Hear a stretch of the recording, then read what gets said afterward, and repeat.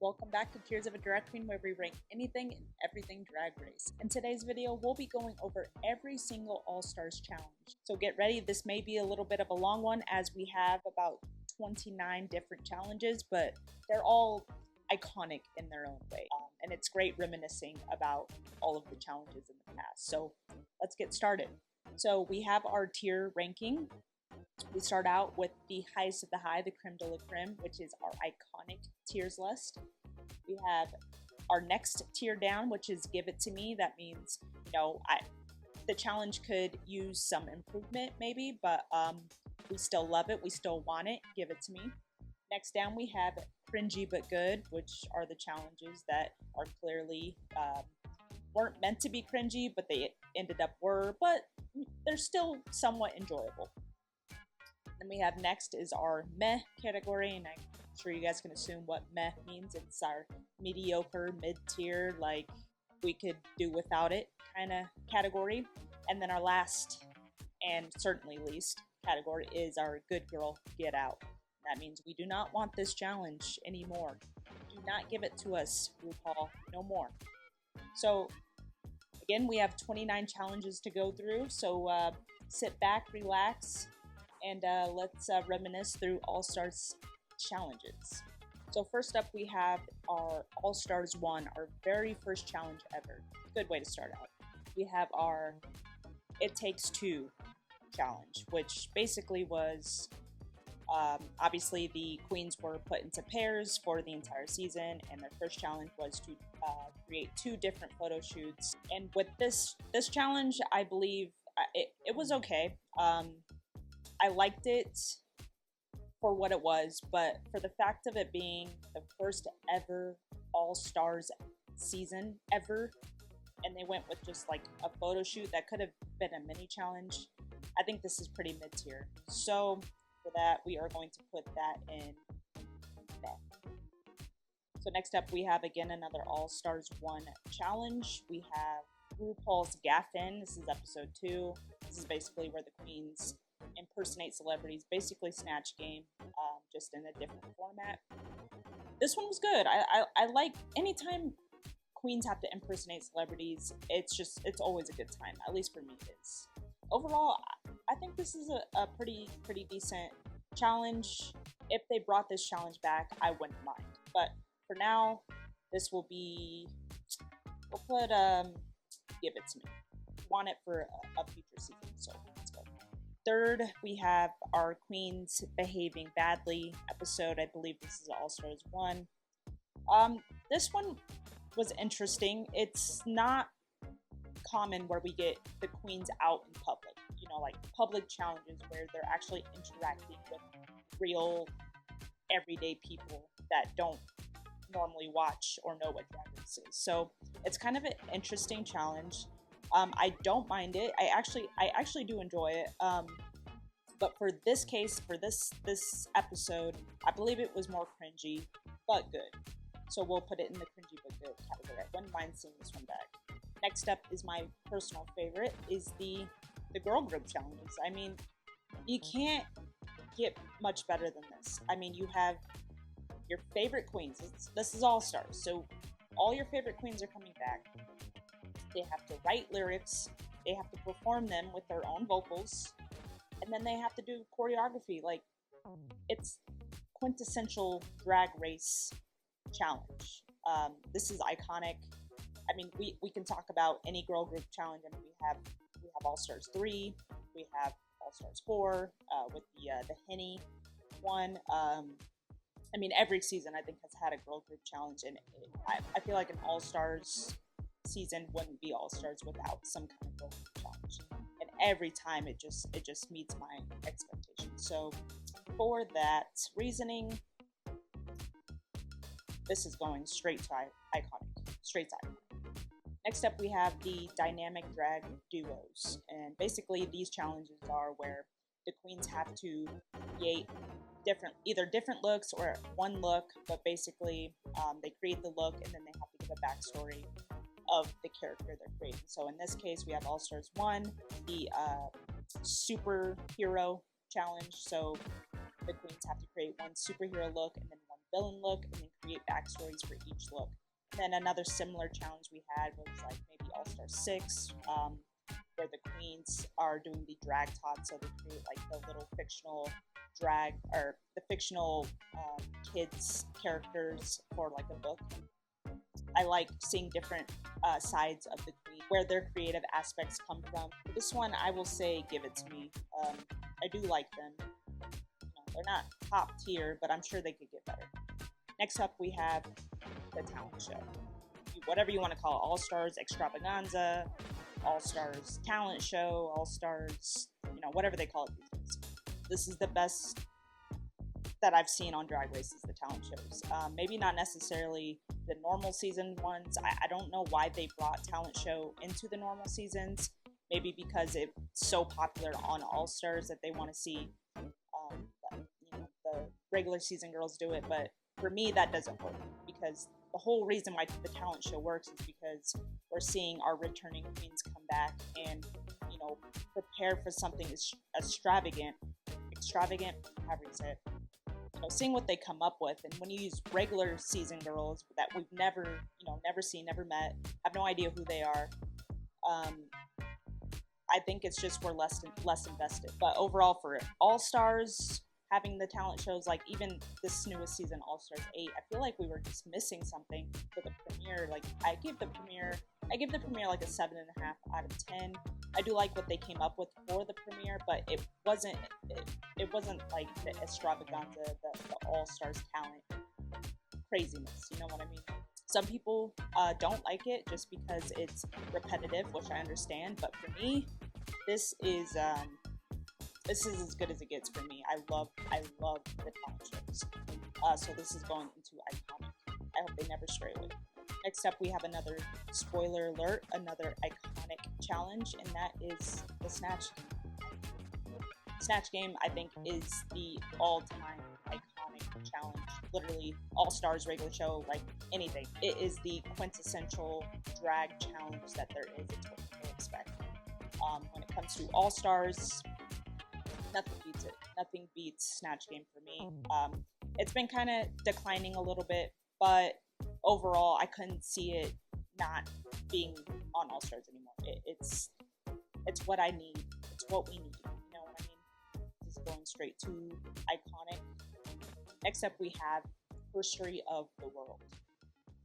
Obviously, they've done different types of challenges that kind of relate to this. The queens are assigned to specific characters, and then they have to do choreography around them, and obviously lip sync to whoever else recorded the song.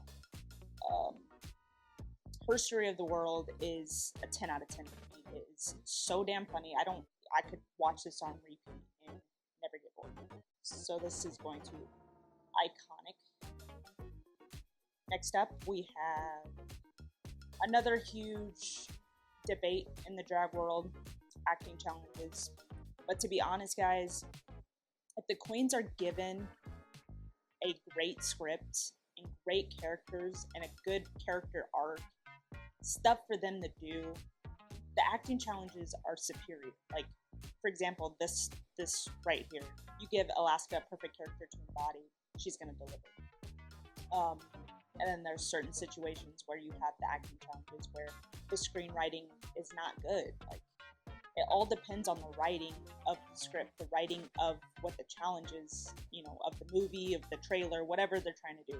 If the writing's not good, the queens aren't going to perform well because they have nothing to work with. So it's really a mixed bag with the acting challenges.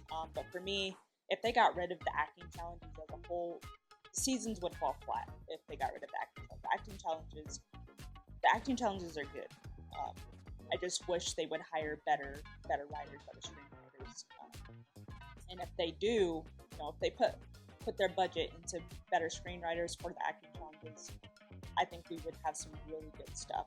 But we'll put the acting challenges into Give It To Me, just because, yes, some acting challenges are iconic, but there are some that are absolutely really, really cringy. Next up, we have one of the better challenges. I mean, maybe this is controversial. I don't know. But for me, the Lollapaloozas, the Lala Smackdowns, the lip sync Smackdown, whatever they call them in that season. Basically, where the queens get eliminated and then they have to come back and get a chance to re-enter the competition based on their lip sync performances. So we have like they did it here in All Stars 2, they did it again in All Stars 4, and then they did it again in All Stars 6 with Silky's show. Every time I'm thoroughly entertained. Like anytime the announcement comes for Lollapalooza, I'm like, yes, like I cannot even wait one more week to wait to watch this. Like I need it. So for me, and not only are we getting a great episode with a Lollapalooza and great lip syncs, we're moving the story along as well. Like we're getting eliminated queens who get to come back into the competition. And what do we see for next week? So for me, this is iconic. Like this is going straight to iconic. Next, we have our commercial challenges. So these are the challenges the queens have to write and then come up with a brand, come up with a product. I like them a lot. It gives us a chance to see the queen's creative side. How are they going to brand something that they are passionate about? So for me, this is going to be not necessarily iconic, although we've had some pretty iconic commercials. This will go to Give It To Me. I will take it anytime, any day. Next, we have the Makeover Challenge. The Makeover Challenge is another quintessential challenge of Drag Race. It comes just about every season. I can't see this challenge not being on the season. So the Makeover Challenge, again, it depends. Most of the time, it's pretty good. I would say this one would be Give It To Me. It's not, this one would be maybe in between iconic and Give It To Me because it really just depends on who we're talking about, because there are some pretty damn iconic makeovers that we've seen, and then there's some that it's like, what the hell was that? I wish I could have a poll for you guys and then you guys could choose when I can't, but for me, makeover will go to iconic because again, like it wouldn't be a Drag Race season without a makeover. Next, we have probably the biggest, at least production-wise, we have the biggest challenge in the drag franchise. So that's going to be the Supergirl girl groups, basically the finales of all the All-Stars. I think we've had one in every single season, except All-Stars 1. Did All-Stars 1? I don't think All-Stars 1 happened. But all the rest, it's just like, that's what's going to happen. We're going to have the queens write lyrics, record them, do live choreography in front of the judges. Here we have Kitty Girl. It's like a 10 out of 10. Can't go wrong with Kitty Girl. All Stars 2 was Riju Rochu, another iconic. All Stars 4. All Stars 4 was not. That's probably the least revisited video that I've gone to for the girl groups. It's just not really my thing. I think it's the song itself. The song kind of sucks. All of them after that, I just, I love the finale, the big performance of the girl group. This is going straight to iconic. It's got to, right? Next we have our Divas Live, All Stars 3, pretty similar to All Stars 2 with First Story of the World, but I had to put this one as its own because those two, while yes, they are characters in another track, they're still somewhat unique in their own way. Divas Live is right up there with First Story of the World. I love that that production gave each queen a character that fits them to a T. Like, I mean, they didn't do anybody dirty. Yes, they did Thorgy Thor a little dirty because they didn't give her much to do, just like Katya. It's just like, again, the writing. It's like, you have Mariah Carey given to Shangela with so many like ad-libs and body language and stuff like that to really help her succeed, and then they gave Thorgy Thor, they didn't really give her anything to do. They basically wanted her to come up with the choreography and what to do. So that's not really fair, but as a whole challenge, this one iconic. I love this challenge. Then we have another amazing challenge again from All Stars 3. All Stars 3 is so underrated in my opinion. Yes, it had a really bad twist at the and spoiler alert, without Ben, leaving the competition, and the horrible twist at the end of Shangela. Like, if those two, what happened in the show, if those two specific things didn't happen in the show, this would be probably the top of, the best season, all-star season that there was, because, oh my god, guys, like, every challenge was just so entertaining, and, like, all the queens were so good. But this is the Bachelor, another, like, top-tier challenge that I've ever seen on Drag Race. Again, this is where we don't have to deal with the bad script writers. We get to have the queens improv, and we got some funny queens on Drag Race. So letting them just improv and letting them do what they do, this is amazing. This is an amazing challenge. I give it iconic all day, every day. Next up, we have All Stars 3. This is the Pop Art Challenge, where the queens have to create soup cans. It's a really random challenge, actually. Probably one of the most random challenges I've seen. This one for me probably is going to be a meh. Next, we have our Jersey Justice, which is All Stars 4. We also have the Fairy Tale Justice in All Stars 7. Another, like, improv type challenge. Again, letting the queens just go off script and let them do what they do. I wouldn't say it's iconic, just because there were some flaws, but we will put this in Give It To Me, because I will take this challenge any day, every day. Next up, we have the Roast. Does this really need to be discussed? It's the Roast. Like, whether the queens do good, whether the queens do bad, it's always iconic. Yeah, Give It To Me. A roast, Give It To Me. Next up, we have our Create challenge. Basically, like, create a room, design a room. For this instance, we have All Stars 4, where they need to create a club, and then improv what the club's about. And then, like, also we have another similar challenge in All Stars 5, where they create a hotel room, again, and then improving as the camera goes through. This is I like the challenge. It's good. It's not the best, but it's good. I'll give this one a I don't know. What do you guys think? Cringy, but good. Give It To Me. Meh. I mean, it could use improvements. I'm gonna put it in meh, just because nobody talks about it. Nobody ever talks about it. Like, nobody ever craves it. Nobody ever is like, oh, we need this challenge. So we'll just put it in meh. Just because I don't really care. Next up, we have the I'm in Love challenge from All Stars 5. Love this challenge. Love it. The queens have to write lyrics and then perform in their respective girl group, and then also choreography and all that stuff, all that jazz. Anytime you have all of those elements in one challenge, it's going to be top tier. So this, for me, will be iconic, because I know y'all love I'm in Love too. Like, it's a great song. So, go iconic. All right, almost through, guys. We got a few more. Oh, yeah.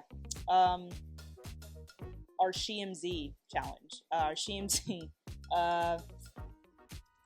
This one's tough, because we have our queens not only in drag, but we have them in their boy drag, getting to be goofy, getting to see another side of them that we haven't seen. They get to improv while also kind of having a script. But overall, I think if they brought this challenge back, I think it could be a slam dunk. We'll put this in cringy but good, because it was cringy, guys. I know you're not front. Like, it was cringy. So cringy but good, but I wouldn't mind seeing it back. Next up, we have another classic, the Ball challenge. The queens have to sew, create, design looks, show them on the runway. And usually it entails 3 different looks. Like, they bring 2 from home, they create one, like a sewing challenge. Or just, whatever the case, it's a ball. So we have the Ball challenge. It's iconic. I don't think you can have Drag Race without a ball challenge, some kind of design challenge, sewing challenge, whatever it is. Throw this bad boy in iconic. Next, we have the stand-up challenge. It's the basic stand-up challenge. So the queens have to write their stand-up comedy and then perform on stage, either in front of a live audience or not in front of a live audience. But regardless, they're doing it in front of the judges, which is probably the scariest part. Stand-up, I love stand-up, I love comedy, so any comedy challenges is going to be my favorite. So for me, stand-up will be iconic always, but in a sense of all-stars and what we've seen from the queens and stand-up comedies, this will probably go in Give It To Me. I will never complain about getting a stand-up comedy challenge. Then here we have a recent challenge, and that is the halftime show performance. So something a little different than what we've seen from the basic girl group challenges or just the performance challenges. We get a halftime show where it's like a combination of maybe like Snatch Game and a girl group. It's where the queens get to impersonate their favorite singer-songwriter and then perform it on stage live. A great challenge. Like every single queen that performed in this halftime show, I loved. Like, I feel like there was some riggery in this one. Like, for example, Akira doing Prince. I love Prince. Prince is one of my favorite artists of all time. And the fact that Akira did Prince, and then they called her out for, whatever it was. Like, Akira did great as Prince. That was an amazing performance, and I loved it. And I'm like, okay, she's gonna be in the top. And then she's in the bottom. Like, what? Anyways, past the riggery part, as a challenge, as a whole, this is an iconic challenge. I really hope they bring this challenge back. Next up, we have the Pink Table Talk Challenge. There hasn't been a lot of challenges like this. There has been a couple in the regular show, but as a All-Stars challenge, this might be the first. Another kind of like ill-willed critiques from the judges that kind of bring this challenge where it was already up. Like, we're seeing vulnerability from the queens, and then the judges are judging them on their families and stuff like that. So it kind of takes away from the fun and getting to see the queens' emotions and vulnerability. I liked it up until like the judging game. So I'll put it in Give It To Me.